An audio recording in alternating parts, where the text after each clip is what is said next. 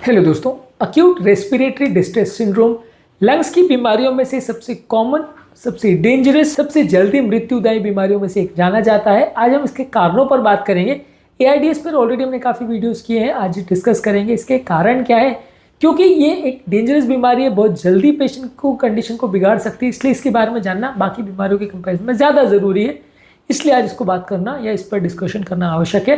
ARDS पर overview और इसके प्रिवेंशन और मैनेजमेंट और सारी चीज़ों को हमने अलग अलग वीडियोस पर डिस्कस किया है। आज बात करेंगे इसके कारणों पर।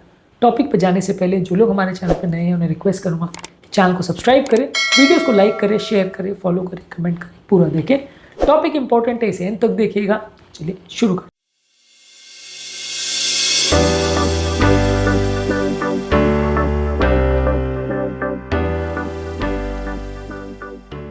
सबसे पहले कोई भी कारण से अगर लंग्स में इंजरी हो जाए तो एआरडीएस हो सकता है। पहला, एआरडीएस होता क्या है?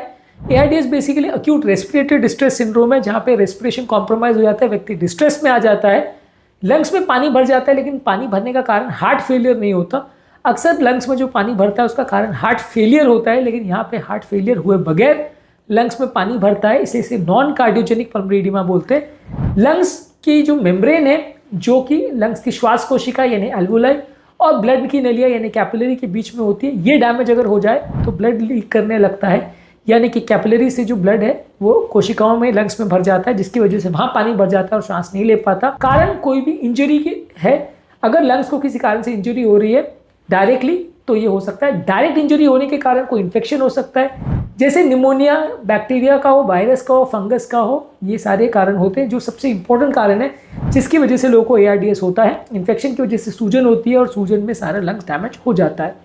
कोविड-19 और इस तरह के वायरसेस में ये काफी कॉमनली देखा गया था। कोविड-19 में मृत्यु का सबसे इंपॉर्टेंट कारणों में से एक एआरडीएस था। इसके अलावा एस्पिरेशन निमोनाइटिस में क्या होता है कि व्यक्ति जब अनकॉन्शियस होता है या स्ट्रोक वगैरह का पेशेंट होता है, उसके अगर पेट से कुछ निकला हुआ मटेरियल या थूक वगैरह जो अगर श्वास की नली में चला जाए तो एक फॉरेन मटेरियल डेवलप हो जाता है, उसके रिस्पॉन्स में एक इन्फ्लेमेशन क्रिएट होता है, जिसकी वजह से एआरडीएस हो सकता है। यदि कोई व्यक्ति को लंग्स में चोट लग जाए, जैसे अगर लंग्स में कोई इंजरी हो जाए या कोई ऐसी कोई टॉक्सिक गैसेज या स्मोक या केमिकल वो इनहेल कर ले जिससे लंग्स की कोशिकाओं में इंजरी हो जाए तो हो सकता है। कोई व्यक्ति अगर पानी में गिर जाए और डूबते डूबते जस्ट बचे तो वैसे व्यक्ति को भी नियर ड्राउनिंग सिचुएशन बोला जाता है और ऐसे व्यक्ति को भी सडन पल्मोनरी एडिमा हो सकता है। इसके अलावा मान लीजिए आप किसी फायर सिचुएशन में फंस गए और वहां पे आपने बहुत खराब स्मोक को इनहेल कर लिया बहुत ज्यादा मात्रा में तो हो सकता है। अमोनिया या क्लोरीन गैस का अगर किसी व्यक्ति को एक्सपोजर हो तो उसको हो सकता है। ये ऐसे कारण है जिसमें डायरेक्टली लंग्स डैमेज हो रहा है, लेकिन कई ऐसे इनडायरेक्ट कॉजेज भी हैं जहां इंजरी कहीं और होती है, डैमेज लंग्स में होता है। अब इस पर बात करते हैं। बॉडी में अगर कोई भी इन्फेक्शन है तो सेप्सिस यानी बॉडी का फैला हुआ सीवियर इन्फेक्शन एक इंपॉर्टेंट कारण है जिसकी वजह से लोगों को एआरडीएस होता है। यूरिनरी ट्रैक्ट में अगर सेप्सिस हो जाए, पेट में कहीं कीटाणु पहुंच जाए, कोई भी जगह पे अगर बॉडी में इन्फेक्शन हो जाए तो वो इन्फेक्शन पूरे शरीर को जब इन्वॉल्व करता है तो व्यक्ति को एआरडीएस हो सकता है। अगर किसी शरीर के दूसरे भाग में चोट लग जाए, चाहे लंग्स में ना लगे, फ्रैक्चर वगैरह हो जाए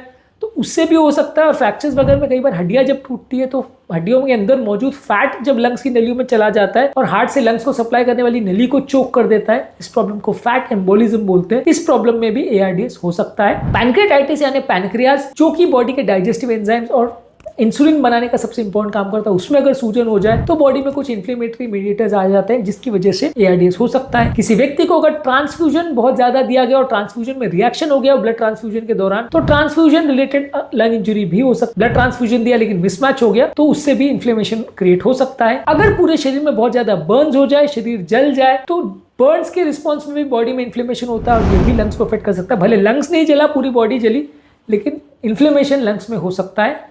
इसके अलावा अगर कोई बहुत ज़्यादा टॉक्सिक ड्रग का आपको एक्सपोजर है, जैसे हेरोइन या कोकीन, इस तरह के कोई ड्रग्स का, या कुछ कैंसर की कीमोथेरेपी के रिएक्शंस में भी कई बार बॉडी में सडन इन्फ्लेमेशन हो सकता है और ये एआरडीएस ट्रिगर हो सकता है। इसके अलावा अगर किसी व्यक्ति को अगर बाईपास सर्जरी के दौरान हार्ट लंग बाईपास मशीन पे लिया जाता है, लंग्स के सिस्टम को और हार्ट के सिस्टम को बंद करके अगर व्यक्ति को बाईपास मशीन पर ऑक्सीजनेशन करने लिया जाता है, वैसे व्यक्ति को भी कई बार रिएक्शन के फॉर्म में ये हो सकता है।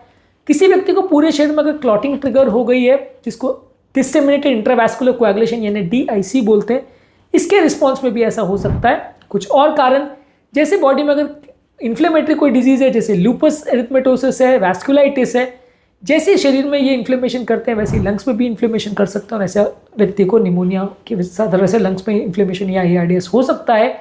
इसके अलावा अगर रेडिएशन का भी बहुत ज़्यादा एक्सपोजर हो, सडन अगर बॉडी को रेडिएशन का एक्सपोजर हो जाए तो रेडिएशन के रिस्पॉन्स में बॉडी में निमोनिया हो सकता है और रेडिएशन के रिस्पॉन्स में भी व्यक्ति को ARDS हो सकता है। तो बेसिकली समझने की ज़रूरत है कि ARDS जो है इन्फ्लेमेशन की प्रॉब्लम है।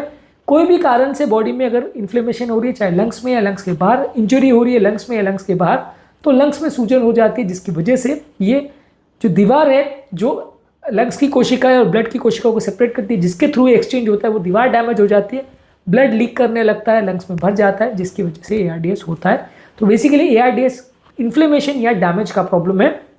इसको मैनेज कैसे करते हैं, प्रिवेंट कैसे करते हैं और इसके लॉन्ग टर्म इश्यूज़ क्या होते हैं, इसको अलग अलग वीडियोज़ में हमने डिस्कस किया है, इनको भी ज़रूर देख लीजिएगा। उम्मीद करूँगा कि आज के टॉपिक में कुछ नई बातें जानने को मिली होगी। जो लोग हमारे चैनल पर नए हैं उन्हें रिक्वेस्ट करूँगा कि चैनल को सब्सक्राइब करें, वीडियोज़ को लाइक करें, शेयर करें, फॉलो करें, कमेंट करें, पूरा